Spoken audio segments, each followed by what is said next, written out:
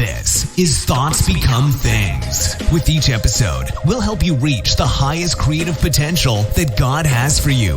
With your host, a teacher, life coach, a dream coach, and motivational speaker, Jeremy Lopez.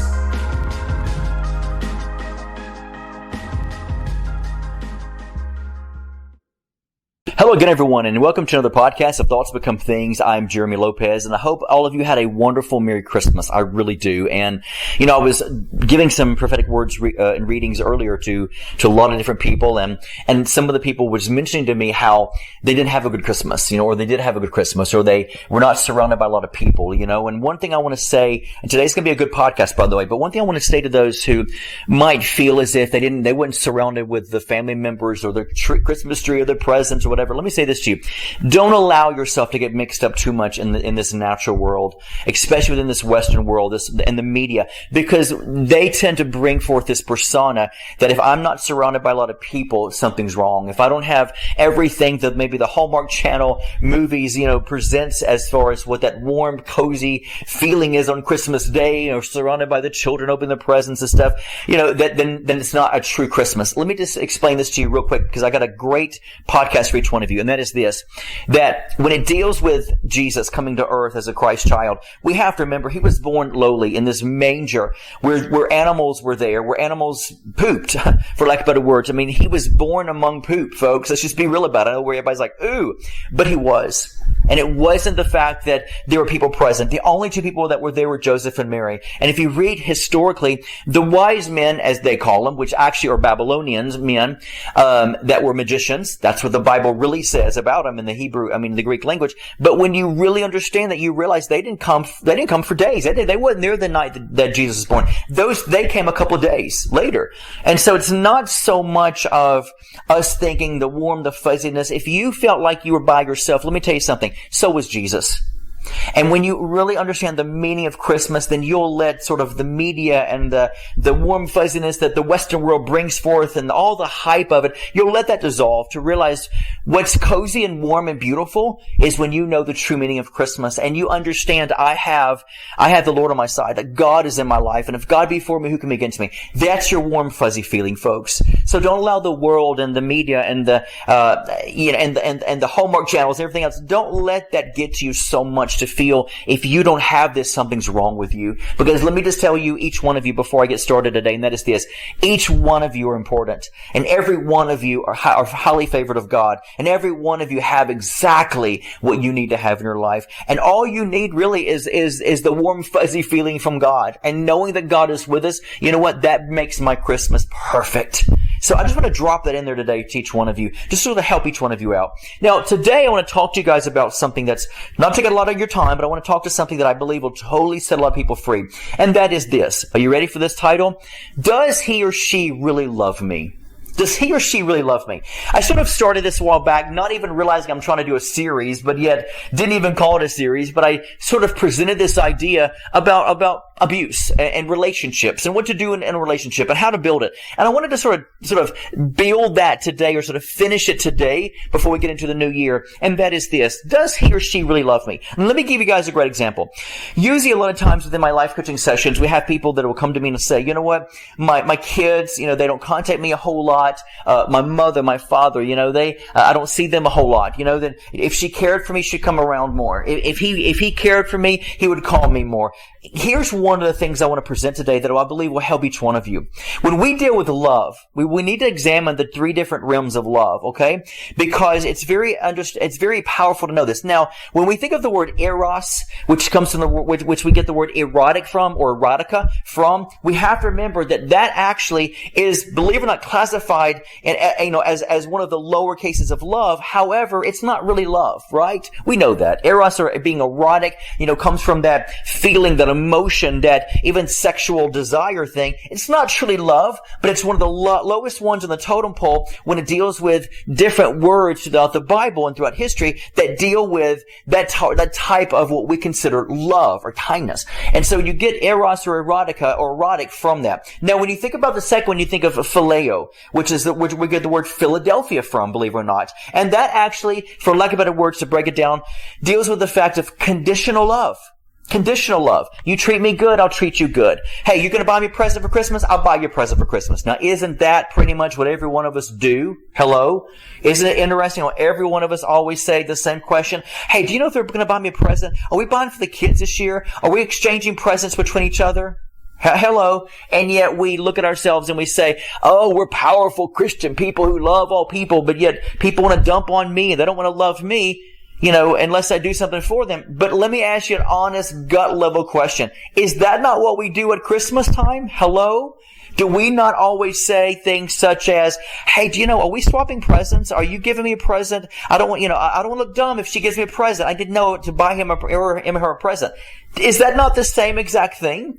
We can write it off and sugarcoat it as, well, it's a little different. We don't want to be made look like an idiot if somebody gets me a present and I didn't know to get them one. No, that's called ego and pride. Hello. Let's knock at the door of ego and say, hello, come in, obviously, because that's ego, right? I don't want to look bad. That's ego. Hello, folks. So if you think about it, we can sugarcoat all we want to, but the truth is, and we could say, well, I don't want to look this way. I want to be, no. You don't buy because people buy you stuff. You buy because you love them. And you don't even consider, you don't think about, you don't care if they're going to buy you a present. That's not important. Because guess what, folks? If you're that person, like I've been in the past, guess what? You're moving in phileo love. You're moving in the conditional love. Do to me and I'll do for you, right? You buy for me, I'll buy for you. Hug me, I'll hug you.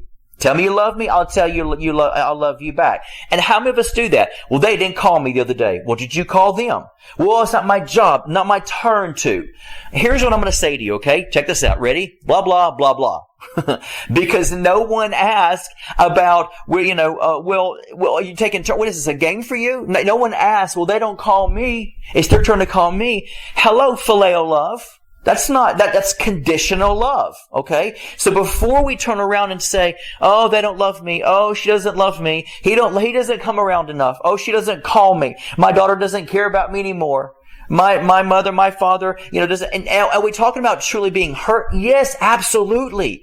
But we have to remember that we can't point the finger at somebody else when we do the exact same things. The exact same things. Well, you know what? It's, my friend Pam, my friend Tom, my friend Karen. I've called them twice and they're not returning my phone call. Well, guess what? Who cares? You're displaying and you're proving to yourself your conditional love is based on if somebody is going to reach out to you, call you, give you the same thing. How many people have ever said this? Treat me the same way I want it, I want you to treat me. And treat me the same way I treat you, in other words. You have to remember, God is looking at us and saying, I don't care. I didn't ask for you to get love back. I didn't tell you to call them, if they don't call you back. If they don't call you back, I didn't tell you not to call them. I didn't tell you to do this because they didn't do something to you or give to you what you thought they should do for you. Hello? That's not the kingdom of God. The Bible says give, and it shall be given. It doesn't mean that person is obligated to give back to you. It means if you give, God will see to it that you'll get it back somehow, some way, and I can almost guarantee you it's probably not going to be the same avenue which you gave, right? So folks, but let me just start off with saying this today. You have phileo love. So before you allow yourself to get hurt because he or she didn't call me, they didn't, I called them 3 times, they only called me once, they didn't call me, and here's another one I hear. They didn't call and wish me Merry Christmas. Well, did you call them and wish them Merry Christmas? Hello? Because it's not my turn to. I call them every single year. I text them every single year. Oh, okay, phileo love. Conditional love. Got it. Let's not cross that line. Got your conditional love. Hello? I'm laughing because it's true, and I'm laughing because it's you and it's me. And we do it all the time, folks. Come on, we do it all the time. But yet we allow ourselves to be hurt if somebody else doesn't do it to us. Well, she doesn't call me enough. They don't come around enough. And yet the whole time we're like, did you call so-and-so? Did you call the lady that needs you? But no, you didn't, because you thought in the back of your mind, well, you know what? She never called me, Hello? Same. You need to put the same shoe on that you're trying to take the shoe off of somebody else, right? Or put the shoe on them, for lack of better words. To say, hey, you know what? They do this to me. Well, you do the same thing to other people, folks, right? So let that bring you, first of all, let me say this. Let that bring a little healing and a little laughter to you, right? Because we all move in phileo love, whether we realize it or not. And whether we're so prideful or we're egotistical, or maybe we look and say, I'm so religious. I'm just so religious. I love God. I love people. I do anything in the world for people. Let's face it. No, you wouldn't. Right? I mean, come on. I want so bad to say I would do anything for everybody. And the truth is, I really try my best to do that. I love surprising people. I buy people stuff. I buy them dinners without them knowing. I do all this stuff, and I don't mind calling people. Well, they call me back. I don't care. But guess what? I've done it before too, folks. We're all in the same boat. So before we're so quick to put it another way, before we're so quick to create our own rejection, before we're so quick to create our own abandonment, before we create that because of what somebody else doesn't give us of what we feel we deserve, they're supposed to know my need. They're not your body. They're supposed to know what I want. They're not your mind. People are not mind readers, okay? You have to remember, give. You share. You tell. You let people know, hey, this is what's going on. Hey, I want to reach out to you. Hey, I hadn't heard from you in a while. Just wanted to touch base with you. You do that.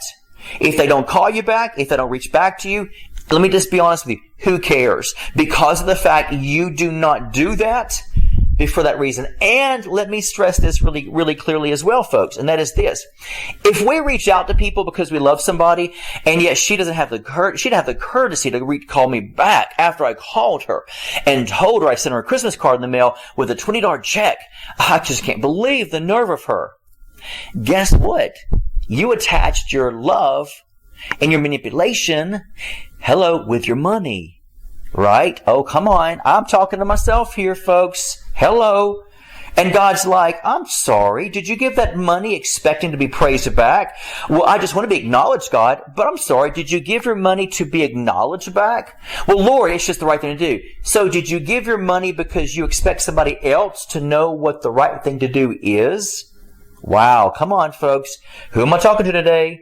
I know you're either laughing and crying with me at the same exact time, because that's who we are as people. So before we create our own hurtfulness by these other people that we've done for, why don't we stop to realize you and me need to stop attaching manipulation to that gift that we call love? Because if we don't, you're not truly giving the highest love. You're giving manipulative phileo love. Conditional love. Oh, but I love them. Well, let's just see how much you love them, all right? Let's just really see how much you love this person. And I can tell you by how your response is going to be by their quietness or their silence back to you. Can you hear that today? Now then, let's take it a step further. You're like, please, no more. You're killing me, Jeremy. Let me say this another one to you. And that is this. What if we look at life and realize that there's another level past Philadelphia love, and that is agape love? Agape, for lack of better words, make it short, sweet, and to the point, is unlimited love. That's what we should walk in. Do we know the fullness of what that looks like? Absolutely not, unfortunately. Do we give and not even consider, nor care, nor even have a mindful thought of what they're going to do back to us? Should we give and not even have a thought? Yes, you should. Should we do for others and not even care if they even acknowledge it? Yes, we should. Do we love no matter if they ever call us? Yes, we should. I'm going to be the first one to tell you, you should have a no-care policy set with your love. A no-care policy. Because when you have attachments to this, well, that's just disrespectful. They didn't call me back. That's just disrespectful. They didn't thank me for the $50 check I sent them for their birthday. Well, that's just disrespectful. My kids call me on Monday and Wednesday. That's just disrespectful. They didn't call me today on Friday. Yeah, my mother, I talk to her all the time, but my goodness, she didn't call me today.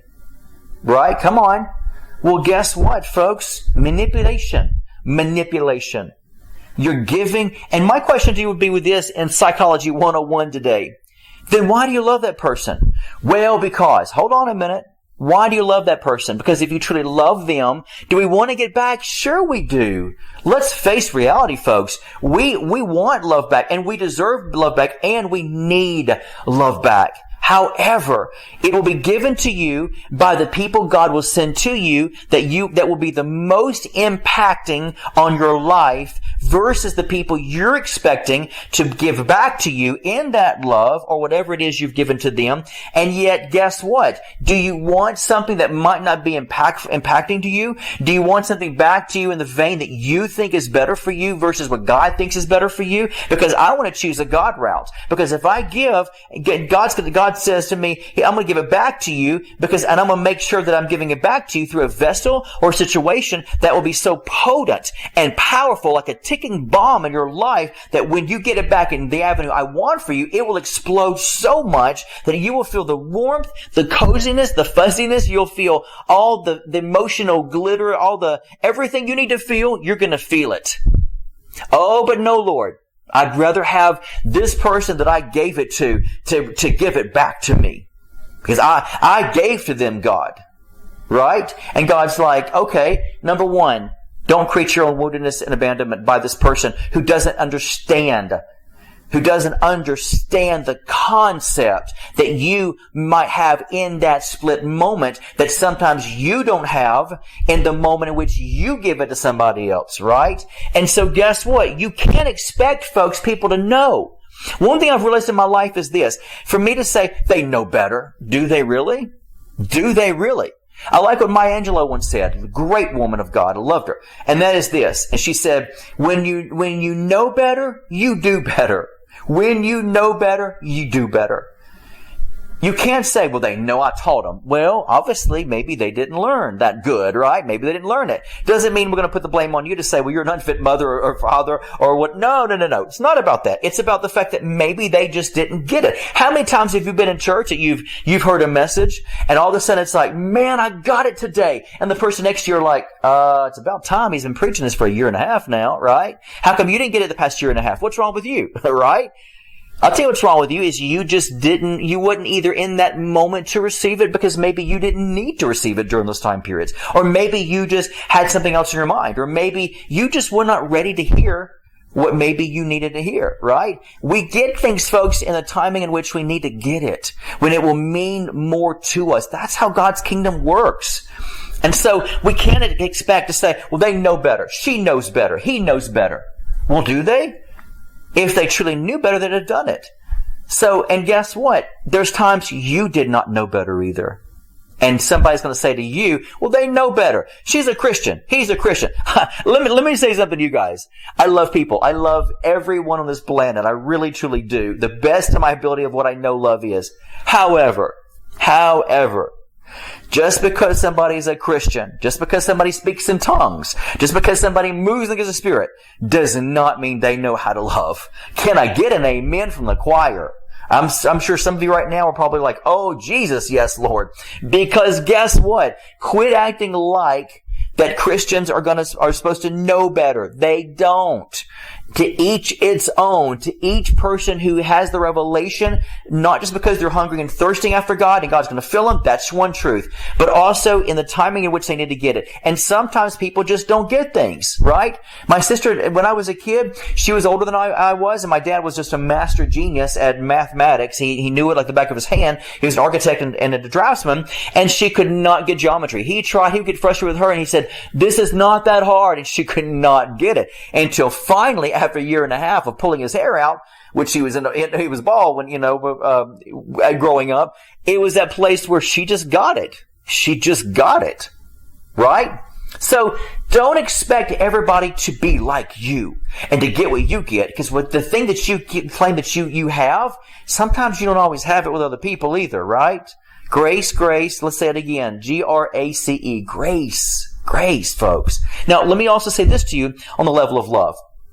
And that is this, that when we deal with conditional love, unconditional love, agape, phileo, when we deal with these loves, okay, what is it, the old song, the love shack? When we deal with these love shacks of the kingdom, we're dealing with the fact that might sound too good, but let's just have some humor today. When we deal with it, here's the other thing we have to remember. We all don't know the fullness of love. And on this earth, we never will. We're constantly evolving and growing and knowing God. When people say to me, oh, I really know God. I know what God would want. No, you don't. You don't. Let me say it again. You do not. Oh, I know that God does not love that kind of person, or God does love that person. No, you don't. You don't know the person's heart, right? So don't say that. When you look at people and you say, well, I know love. No, you do not. You are like me and billions of other people. We're trying each and every day to try to learn a little bit more about what love is supposed to look like and feel like and sound like and respond to and react to, whatever you want to put to it. We're all learning. And with that said, you have to remember that if you feel like, well, they didn't contact me, she didn't call me, he didn't call me, they don't call often, they don't text often, or they text too much. Here's the thing you have to realize, okay? And that is this.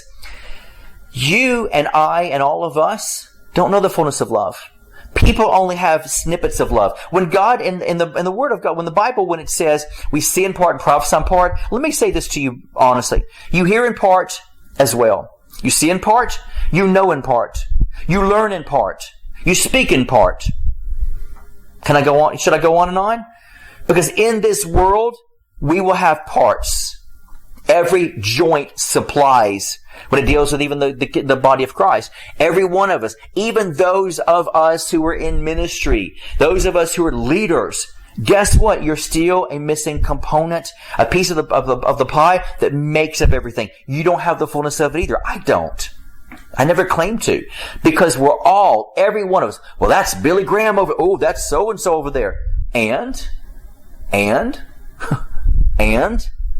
they're just another part. Oh, but brother, they have billions of followers. They're just another part. And you would not function without them, and they would not function without you, my friend. And so when we look at the kingdom of God, God deliberately distributed so many different things to prove to us, to show us we need one another.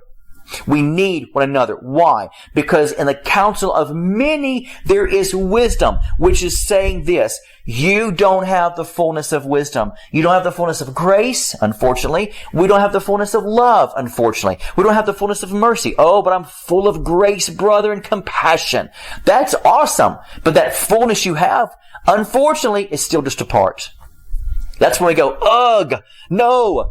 But it is. We might hate that, but God shows that to us to prove to us we need to learn from one another.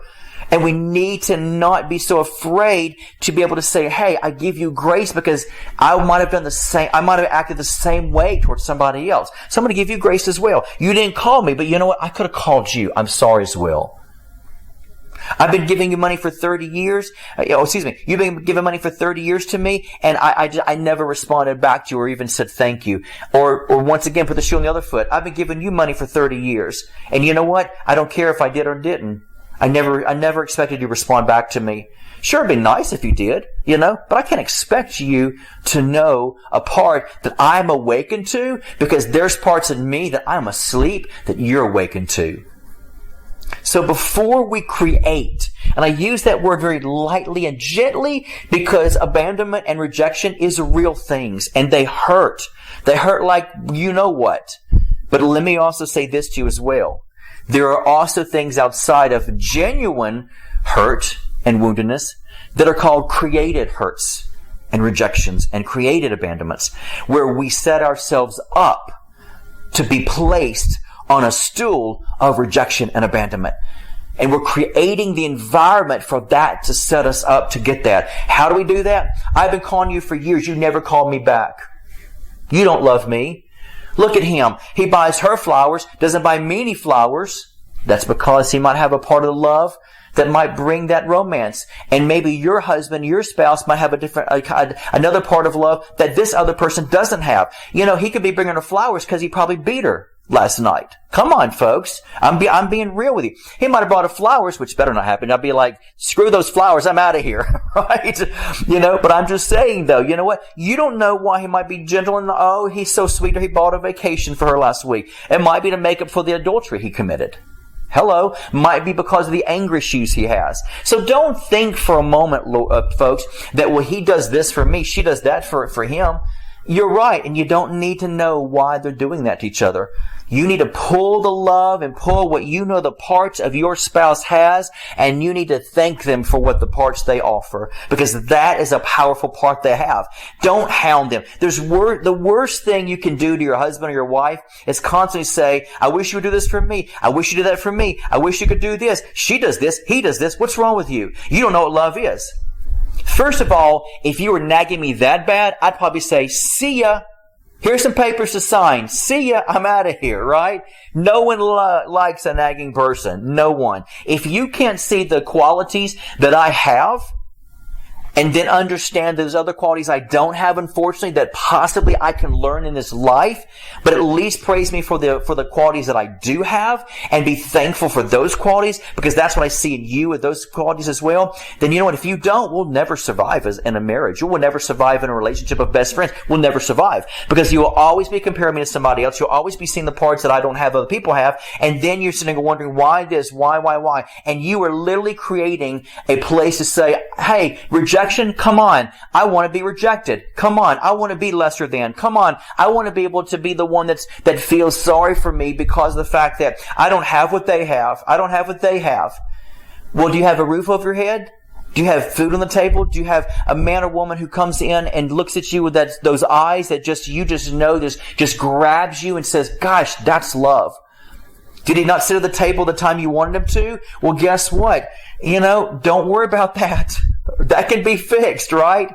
Oh, does she make you dinner at nighttime when you come home from a long day's work? You know what? You need to thank her for that. Well, it wasn't what I asked for. Well, guess what? If you don't like it, go down the street and get some hamburgers from the drive-thru, right? Come on, folks. You got to remember, it's time to start recognizing the love that each one of us has, and not recognizing the love that each one of us does not have. Let me put it this way: the parts of love that the other one doesn't have.